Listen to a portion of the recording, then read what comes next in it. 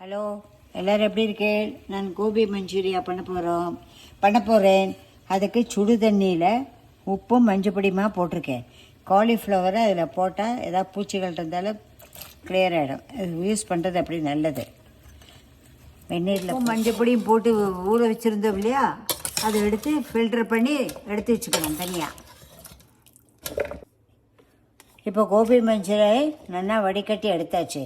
அதுக்கு தேவையான பொருள்கள்: ஸ்ப்ரிங் ஆனியன் பொடி பொடியாக நறுக்கி வச்சுருக்கு, வெங்காயம் கட் பண்ணி வச்சுருக்கு, கொத்தமல்லியோட தண்டு, பச்சை கொத்தமல்லியோட தண்டு, பூண்டு, பச்சை மிளகாய், தேவையான அளவு உப்பு, பூண்டு பொடி, தனி பச்சை மிளகாய், காஷ்மீரி சில்லி, இதெல்லாம் போட்டு அரிசி மாவு, cornflour, tomato ketchup, soya sauce, chilli sauce,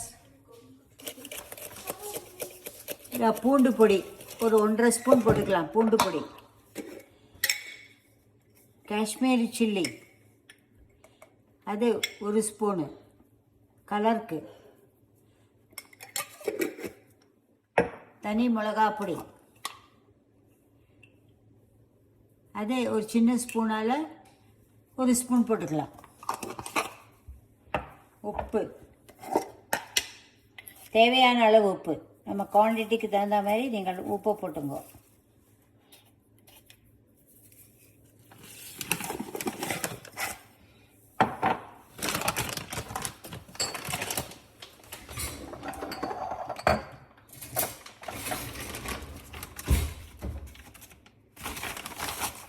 அரிசி மாவு குழிக்கரண்டியால் ஒரு ஒன்றரை குழிக்கரண்டி அரிசி மாவு,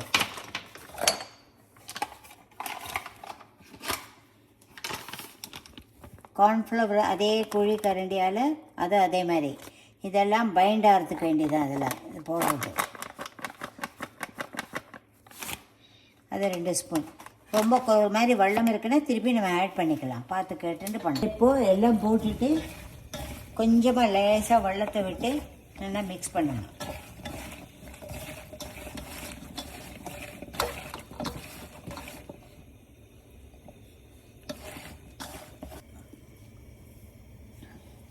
இப்போது இந்த இதெல்லாம் போட்டு நல்லா மிக்ஸ் பண்ணி வச்சாச்சு.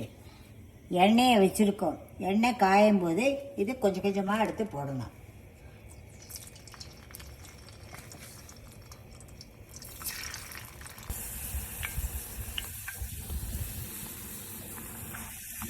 இந்த ஃப்ரை ஆச்சுன்னா, எண்ணெய் நல்லா காஞ்சி ஃப்ரை ஆச்சுன்னா இந்த கலரில் எடுக்கணும்.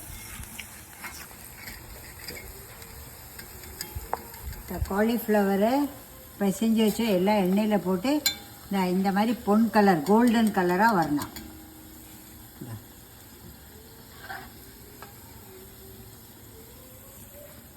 இப்போ மஞ்சூரியாவுக்கு சீஞ்சிட்டையில் எண்ணெய் போட்டாச்சு. அடுத்து பூண்டு,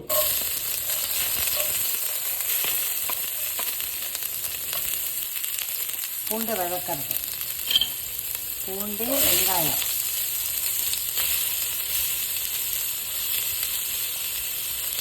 பச்சை மிளகாய் வதக்கணும்.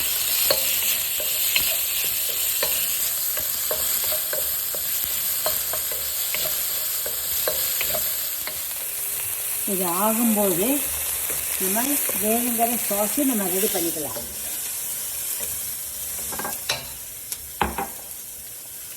சாஸ் சர்க்கரை, 1 ஸ்பூன் சர்க்கரை,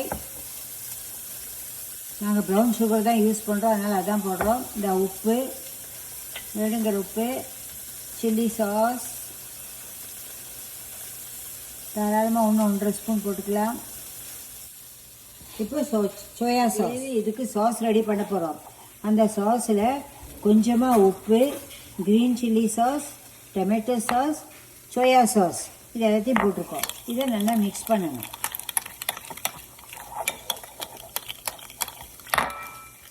இதில் கொஞ்சம் தண்ணி மிக்ஸ் பண்ணலாம்.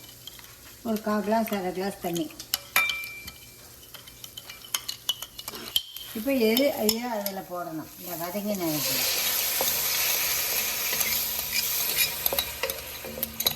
சாஸ் போடுறதுக்கு கார்ன்ஃப்ளவர் மாவு போடணும். அது ஒரு 1.5 ஸ்பூன் 1.5-2 ஸ்பூன் போடலாம்.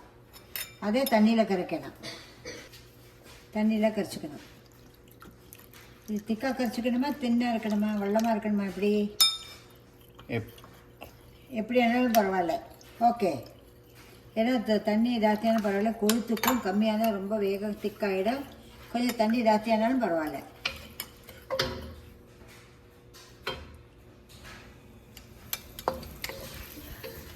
அந்த மஞ்சூரியனோட ஸ்மெல்லே வருது பாரு இந்த சாஸ் போட்டப்போ.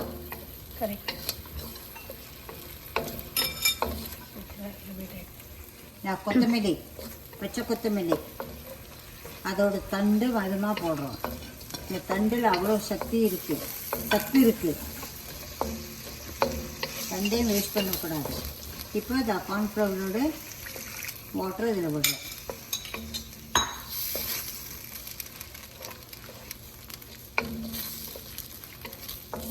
இப்போது இந்த நல்லா எடுக்கும்போது பாருங்க, இழக்கிறதா கலரை இந்த இடத்துல திக்காயிடுச்சு. இந்த சமயத்தில் இந்த மாதிரி காலிஃப்ளவர் வறுத்ததை போடணும். எப்படி இருக்குது பாருங்க, கலர்ஃபுல், என்ன ஷைனிங் அண்ட் ஹெல்தி ஆல்சோ. நம்ம ஆற்றுல பண்ணுறதுனால நம்மளோட சாய்ஸ் ஆஃப் ஆயில், ஸ்பைசஸ், எண்ணெய் வேணாம், எத்தனை எருவு வேணாம், எல்லாம் போடலாம். க்ளீன் இன்க்ரீடியன்ஸாக அதிலே பண்ணிவிட்டு குட்டிகளுக்கு இதுதான் விரும்பி சாப்பிட்றான். அது மேலே வெங்காயத்தண்டு. கோபி மஞ்சூரியா ரெடி. வாங்கோ எல்லோரும் சாப்பிட்றதுக்கு. டேஸ்ட் பண்ணி நீங்களும் பண்ணி பாருங்கோ, எப்படி இருக்குன்றது எனக்கு சொல்லுங்கள்.